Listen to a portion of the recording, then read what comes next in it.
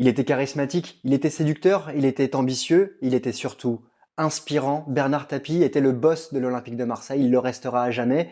Il nous a quittés et il est parti rejoindre dans le ciel marseillais Pape Diouf ou encore Michel Hidalgo, récemment décédé. Alors, pour lui rendre hommage, je voulais réaliser cette vidéo en vous expliquant comment il a remporté cette Ligue des Champions, l'unique trophée remporté par un club français à l'heure actuelle, l'unique Ligue des Champions remportée par un club français. Salut à tous, c'est Christophe de CM Football. On va voir tout ça en 3 temps. D'abord, on va revenir sur un épisode douloureux qui a été Lisbonne. L'Olympique de Marseille est un club qui monte en Europe.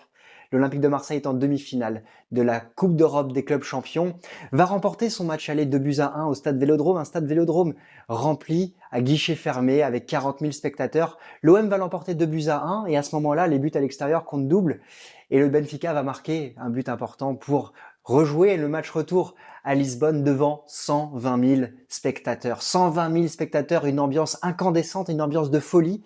Et c'est Olympique de Marseille qui va tenir jusqu'à les 10 dernières minutes, jusqu'aux 10 dernières minutes de cette rencontre et Vata va marquer le seul but du match et évidemment ça sera un but polémique, un but qui sera la main du diable après la main de Dieu, titreront les journaux français. Vata marquera de la main, tous les joueurs marseillais l'auront vu et seul l'arbitre n'aura pas vu cette main qui qualifiera donc le Benfica en finale de la Coupe d'Europe des clubs champions qui sera remportée quelques semaines plus tard par l'AC Milan. Et Bernard Tapie aura cette déclaration en fin de match qui sera lourde de sens et de sous-entendu pour beaucoup. Il ne faut pas me la faire trop longtemps. Sur le plan du recrutement et de la manière de manager un club, je pense que ça, j'avais su faire. Manager l'environnement de Coupe d'Europe, je n'avais pas compris. Je vous promets que j'ai compris. Ça ne se reproduira plus jamais. Évidemment, on peut la comprendre dans tous les sens, mais il faudra la comprendre à ce moment précis. On est en 1989, l'Olympique de Marseille est un petit club en Europe, n'est pas un club qui compte comme le Bayern Munich, l'AC Milan ou Benfica, qui était déjà finaliste l'année précédente. Et il dit clairement que pour manger à la table des grands, il faut maîtriser tous les paramètres. Et ces paramètres-là, il va les maîtriser au fur et à mesure de sa carrière à Marseille.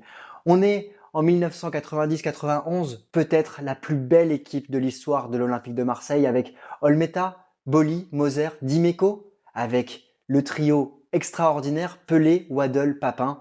Et l'Olympique de Marseille se retrouve en quart de finale de cette Coupe d'Europe des clubs champions et va affronter le grand AC Milan d'Arrigo Sacchi avec évidemment un Paolo Maldini, un Franco Baresi, un Roberto Donadoni, avec un trio extraordinaire également, un trio magique, Ruud Gullit, avec Frank Rijkaard ou encore Marco van Basten. Et l'Olympique de Marseille rencontre ce club qui est double champion d'Europe en titre et va faire le nul à l'extérieur à San Siro grâce à un but de Jean-Pierre Papin. Marseille va recevoir ensuite ce grand AC Milan à Marseille et va faire peut-être une des plus belles performances de l'histoire du football français avec un Magic Chris Waddle qui va marquer l'unique but de la rencontre d'une reprise de volée pied droit qui va se loger sur le petit filet de Sebastiano Rossi. Un but dont il ne se rappellera pas parce qu'il aura vécu une commotion cérébrale suite à un choc lors de cette rencontre. Magic Chris Waddle ira à l'hôpital. Le match s'arrêtera à la 90e minute suite à un pylône qui s'est éteint à Marseille. Les joueurs du l'AC Milan ne souhaiteront pas reprendre la rencontre. C'est Galliani, le vice-président, et Berlusconi qui décideront que leurs joueurs rentreront directement au vestiaire et le match ne reprendra pas. L'Olympique de Marseille remportera cette rencontre 3-0 sur tapis vert. L'AC Milan sera exclu des compétitions internationales pendant une saison. Marseille se qualifiera ensuite pour les demi-finales et pour la finale après un match face au Spartak Moscou et se rendra à Bari pour rencontrer l'Étoile Rouge de Belgrade. Marseille est favori pour cette rencontre et on l'a dit, dispose peut-être de la meilleure équipe de l'histoire de Marseille de tous les temps, mais va finalement perdre cette rencontre au tir au but après un tir au but manqué, arrêté de Manu Amoros qui aura décidé à la dernière seconde avant de tirer de changer de côté. Encore aujourd'hui, il se demande pourquoi il a fait ce choix. Marseille perdra cette rencontre et c'est la France qui pleure avec Basile Boli suite à ce titre qui était destiné à être remporté par l'Olympique de Marseille. Mais l'Olympique de Marseille va ensuite renaître de ses cendres, va revenir en 1992-93 pour la première édition de la Ligue des Champions. Alors très rapidement, cette nouvelle Ligue des Champions, ce nouveau format, ce sont 2 tours de qualification pour rentrer dans une phase de poule où il y a 2 groupes de 4 clubs, 4 clubs qui sont champions de leur pays. Et les 2 premiers de ces clubs, de ces groupes, vont se qualifier pour la grande finale. Et l'Olympique de Marseille, qui a été éliminé en 92 par le Sparta Prague dans une phase préliminaire, va se qualifier sans Jean-Pierre Papin, sans Carlos Moser et sans Magic Chris Waddle. Ces 3 joueurs sont partis. Jean-Pierre Papin, on va en reparler. Et de nouveaux joueurs sont arrivés à Marseille, avec notamment Fabien Barthez, avec notamment Marcel Desailly, avec Rudy Voller ou encore Alain Boxic, avec aussi un Didier Deschamps qui a gagné ses galons de titulaire après avoir été prêté aux Girondins de Bordeaux par ce même Bernard Tapie. Et cet Olympique de Marseille va se qualifier pour la finale après avoir battu Moscou, après avoir battu Bruges, mais surtout il y a un match fondateur dans cette campagne de Ligue des Champions, un match fondateur à Ibrox Park, aux Glasgow Rangers. L'Olympique de Marseille va mener 2-0 sur le terrain des Rangers avant de se faire revenir 2 buts partout. Mais Raymond Goethals parlera de match fondateur pour l'équipe de Bernard Tapie. Et alors Marseille va se qualifier face à Bruges 1-0 avec un but d'Alain Boxic et va rencontrer encore une fois le grand AC Milan de Silvio Berlusconi.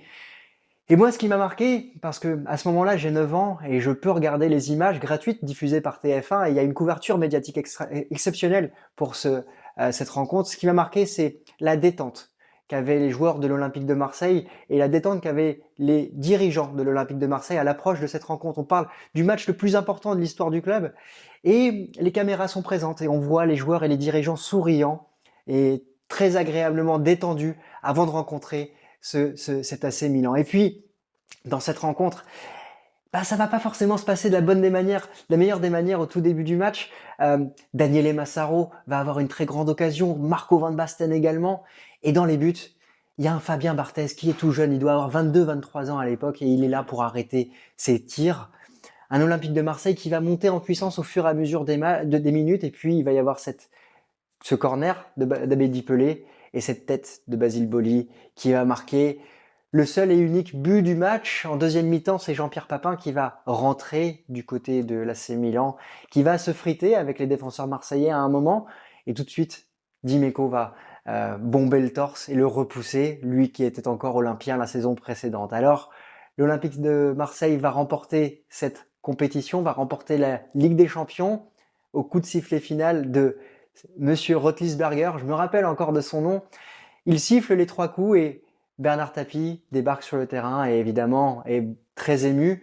Il remporte la seule et unique Ligue des Champions pour un club français. Didier Deschamps remportera et soulèvera ce premier trophée, ce premier grand trophée international dans sa carrière. Et évidemment, c'est le trophée qui m'a marqué pour rendre hommage à Bernard Tapie. Alors Bernard Tapie, il a apporté au football français énormément de choses positives. Il a permis à Marseille d'exploser aux yeux de l'Europe, de permettre de positionner Marseille sur la carte européenne. Et aujourd'hui, on se rappelle de Marseille comme le premier vainqueur de la Ligue des Champions et comme le disent très souvent les Marseillais, à jamais les premiers. Alors c'était mon humble hommage à cette grande personne qui a apporté beaucoup de choses au football français. Évidemment, il y a eu des choses positives, il y a eu des choses négatives également. Mais on va se souvenir surtout de cette image du président français qui apporte ce trophée extraordinaire. Alors voilà, je voulais vous le partager. J'espère vous avoir fait procurer les émotions que j'ai eues lorsque j'ai vu ces images encore tout enfant. C'est évidemment une grande personne qui nous quitte et on va se retrouver nous dans la semaine avec d'autres vidéos. On va retourner sur le terrain, on va parler de la Ligue des Nations, mais il était important pour moi de vous partager ce moment. Voilà, j'espère que cette vidéo vous aura plu, j'espère que cela vous procurera autant de plaisir et de souvenirs de se rappeler de ces moments-là. Et je vous dis à très bientôt pour de nouvelles vidéos sur l'actualité du football. Ciao!